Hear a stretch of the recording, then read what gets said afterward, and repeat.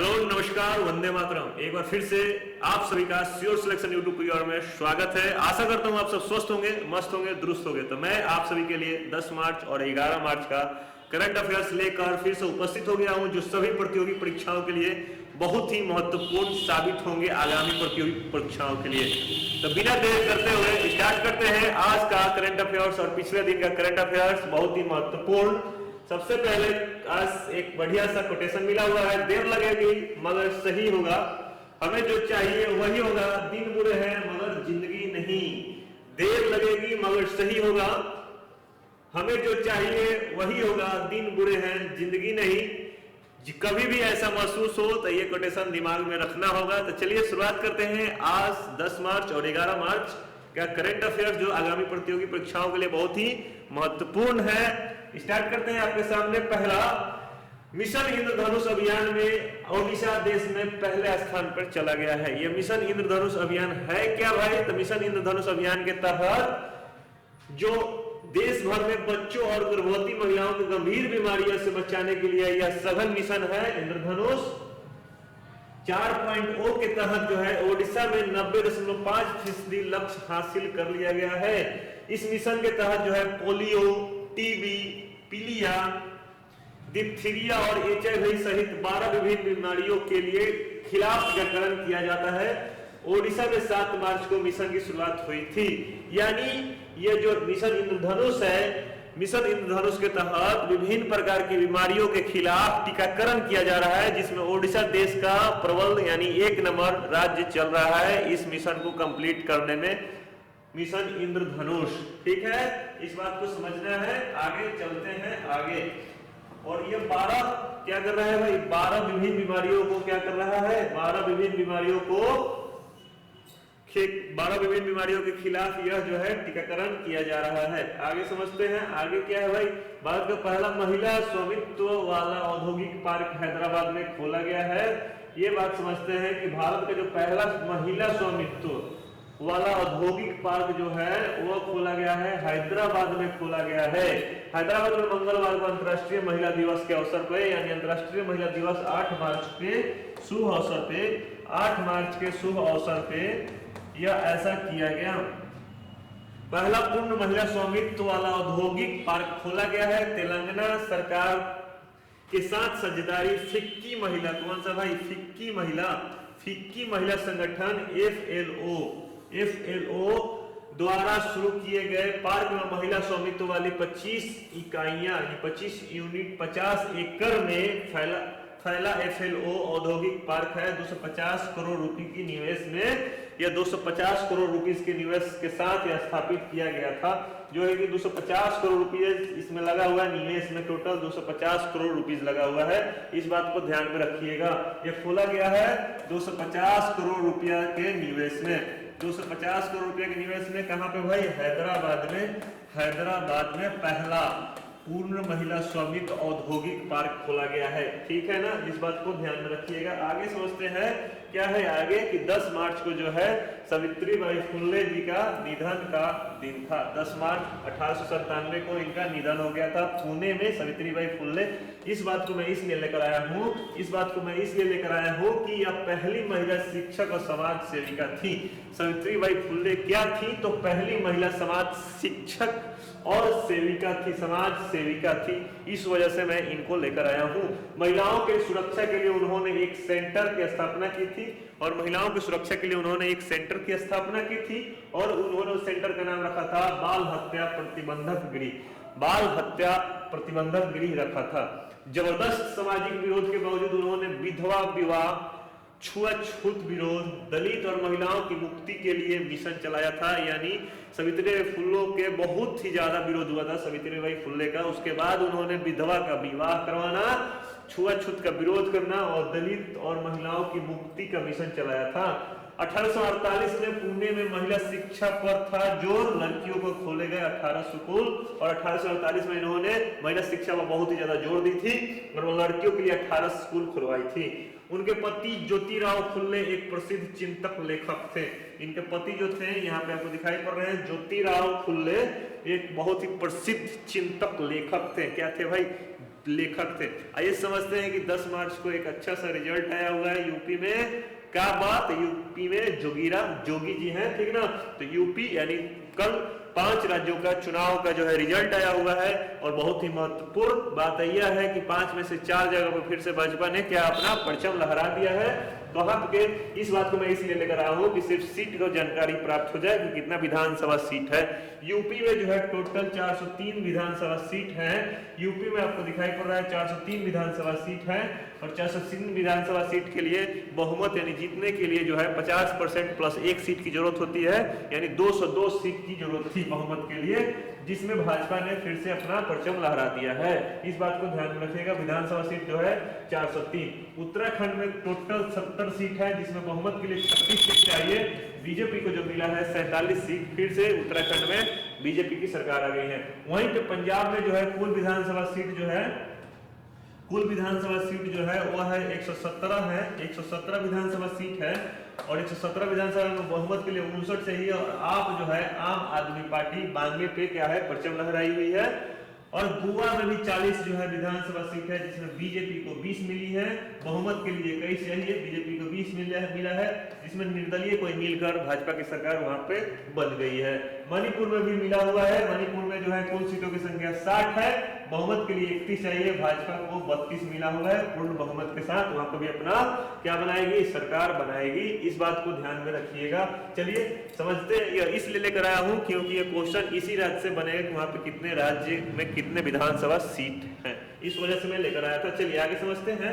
आगे क्या है भाई, दुनिया की पहली बार सुअर का दिल प्रत्यारोपित करने वाले शख्स का यूएस में 2 माह के बाद निधन हो गया।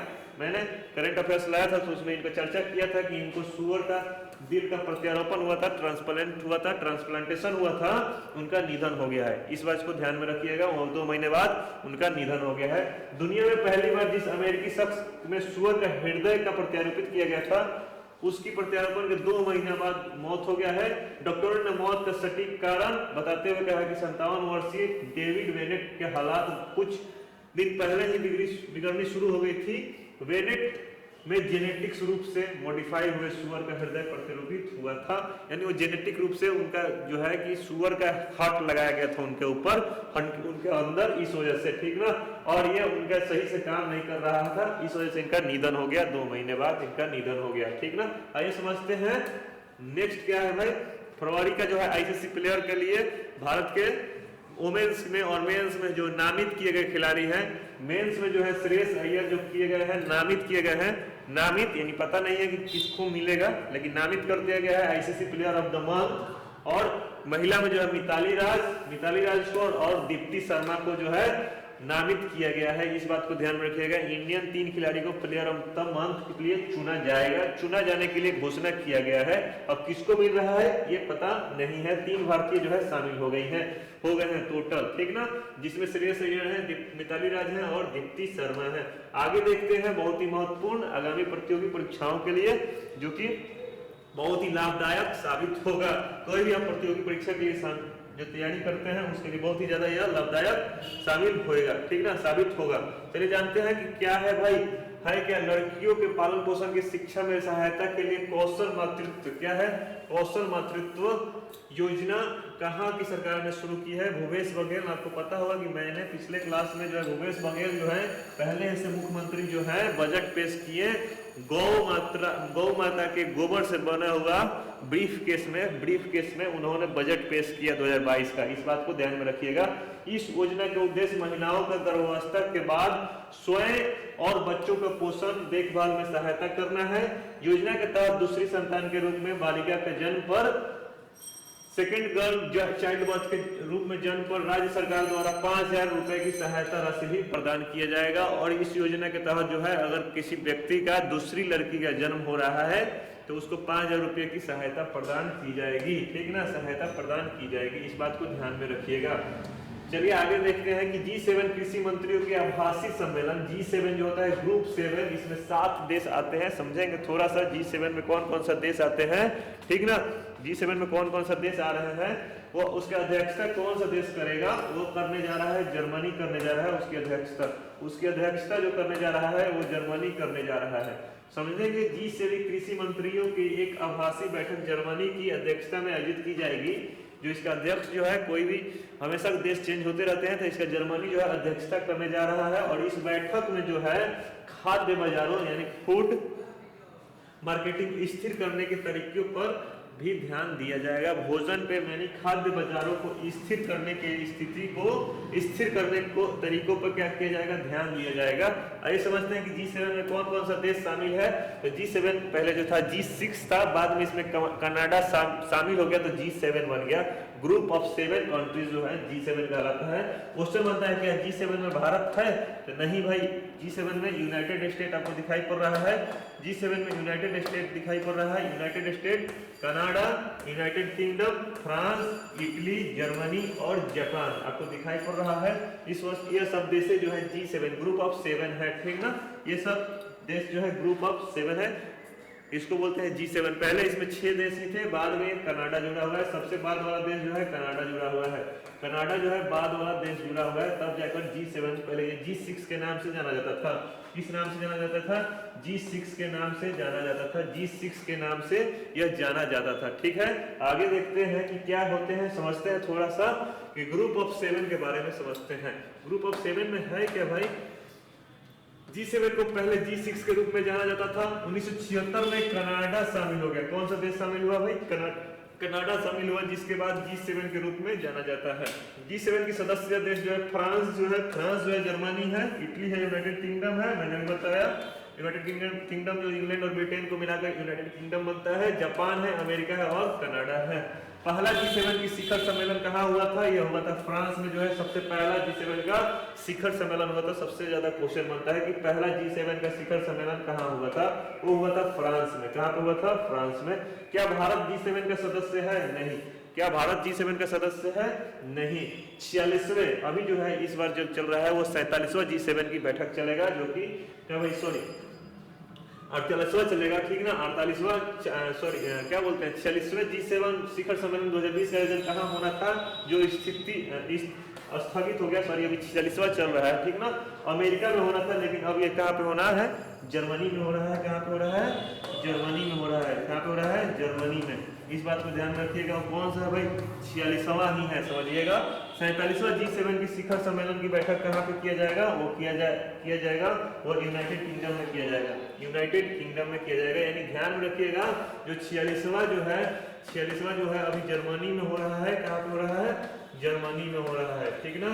और 47वां जो होगा वो होगा यूनाइटेड किंगडम में होगा। आगे देखते हैं क्या है भाई, पेटास्केल सुपर कंप्यूटर। क्या है, पेटास्केल सुपर कंप्यूटर परम गंगा। कौन सा, परम गंगा को कौन से राष्ट्रीय संस्थान में स्थापित किया गया है, भारतीय प्रौद्योगिकी संस्थान IIT रुड़की में। IIT रुड़की में जो है परम गंगा जो है एक पेटास्केल सुपर कंप्यूटर है, इसको रुड़की में स्थापित कर दिया गया है। समझते हैं क्या है परम गंगा सुपर कंप्यूटर। परम गंगा सुपर कंप्यूटर को centre for development of advanced computer यानी CDAC यानी centre for development of advance computing national super computer mission NSM के तहत तैयार किया गया है। इसकी कंप्यूटिंग कैपेसिटी जो है 1.66 PFLOPS यानी पेटा फ्लोटिंग पॉइंट ऑपरेशन प्रति सेकंड, यानी बहुत ही फास्ट यह काम करने वाला है। उद्देश्य जो है, इसका उद्देश्य यह है कि इस उद्देश्य कंप्यूटर को स्थापित क्या करना है भाई, स्थापित करने का उद्देश्य है, जो कि IIT रुड़की इसके आसपास स्थित शैक्षणिक संस्थान के यूजर कम्युनिटी को कंप्यूटेशनल पावर प्रदान करना, यानी जो कंप्यूटिंग में सबसे ज्यादा पावर प्रदान करने के लिए IIT रुड़की में इसको क्या किया गया है, स्थापित किया गया है। इस बात को ध्यान रखिएगा परम गंगा को। आगे जानते हैं कि धूम्रपान निषेध दिवस कब मनाया गया, नो स्मोकिंग डे कब मनाया गया। 9 मार्च को जो है नो स्मोकिंग डे मनाया गया, ठीक ना। नो सुट्टा दिवस, समझ में आया, नो सुट्टा दिवस इसको बोलते हैं ना, नो सुट्टा दिवस। ये जो है 9 मार्च को मनाया गया। क्यों मनाया गया, इस बात को ध्यान में रखिए कि प्रत्येक वर्ष जो है मार्च के दूसरे बुधवार को, प्रत्येक वर्ष जो है मार्च के दूसरे बुधवार को मनाया जाता है।